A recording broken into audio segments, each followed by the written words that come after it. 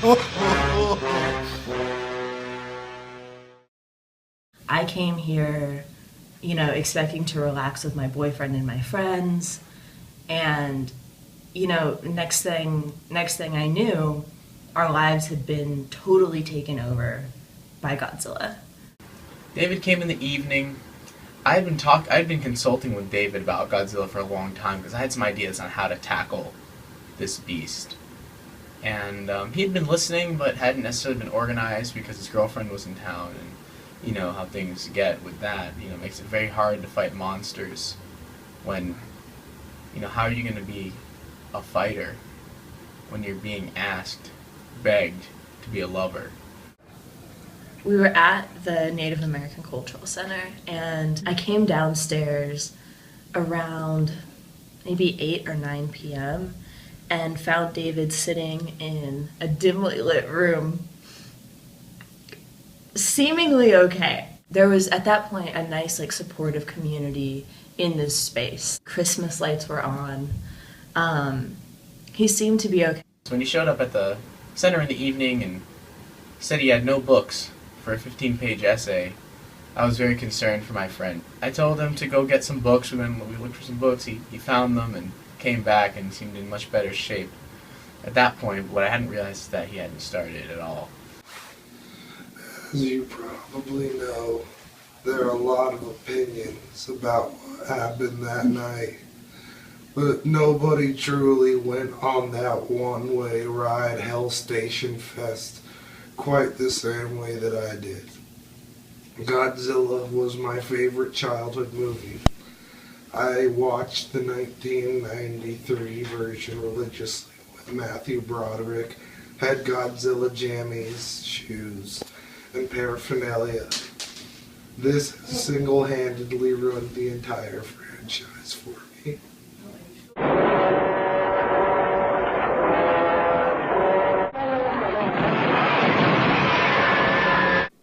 Oh my God! When I first saw him, he had a plan, and he had books. And in those books, there were facts, you know what I mean?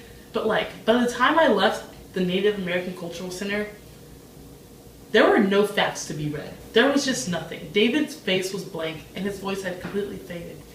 Can you please tell us what transpired from your perspective? David broke. He talked about Godzilla a lot, and for a while I thought he was kidding. Until we hit the 3 a.m. mark and I realized he was actually writing an essay on Godzilla and had nothing. This caught him completely off guard. I was caught off guard. I think it was traumatic for me as well through him because I care for him so much. But no, there's just no way that he knew what was coming. I mean, there's just no way he knew. A few days prior, with my electronics where I was trying to build a toaster electronic 8-bit synthesizer light show. This was hugely stressful, and I had an art crit the same day, doing preliminary research on the Godzilla itself. I tried to sleep, and I just couldn't. I'd just been way too over-caffeinated, way too overworked. On the night of the Godzilla, it was probably starting about, 40, 50 hours and no sleep to begin with. Well, it's big and terrible. And I knew how bad it was getting. The tension was rising. The fires were burning, and nuclear fallout was just raining down upon him. And it was physically painful for him to keep his body muscles operating.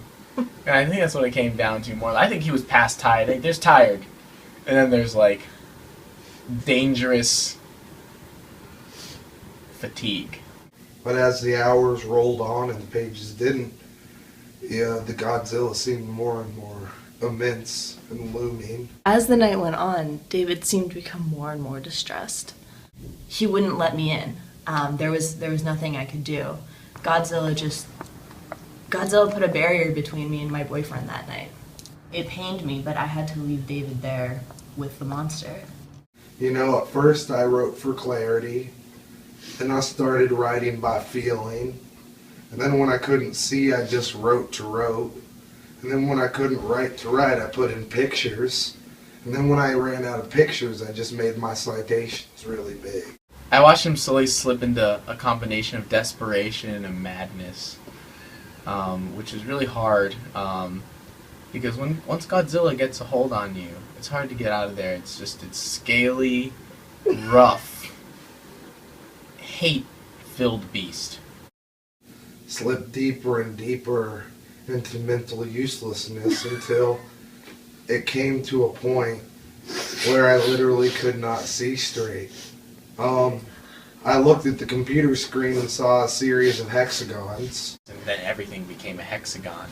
And I don't know where the hexagon came from. That's like the fucked up part, is why a hexagon? And I think that was his guardian angel.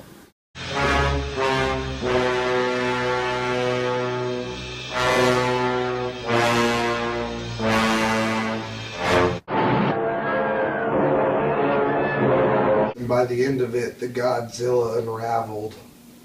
And it was a gigantic 22-page mess of spelling errors, stream of conscious thought, and just general human ugliness.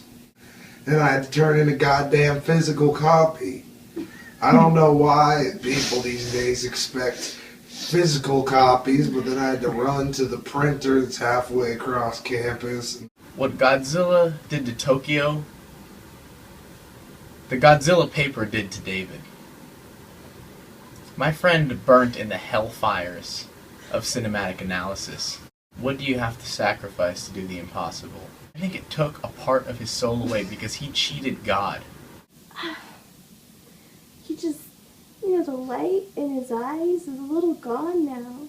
I don't know if I'm ever going to get my friend back.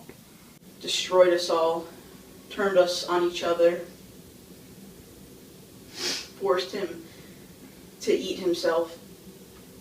Gigantic fucking it was like Betty Crocker lost the crock pot, man. Like, I didn't know when shit was going down. He was a beaten, used husk of a man. I had a fever of about 102. My joints ached. My muscles hurt. I vomited a few times. I had a massive headache. I could barely walk. And deep chest pains that happen every time I move.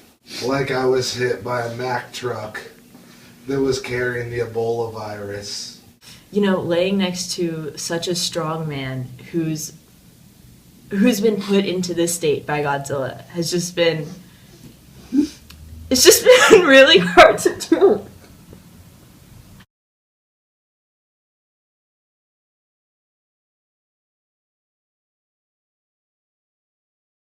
It's what we do for academia.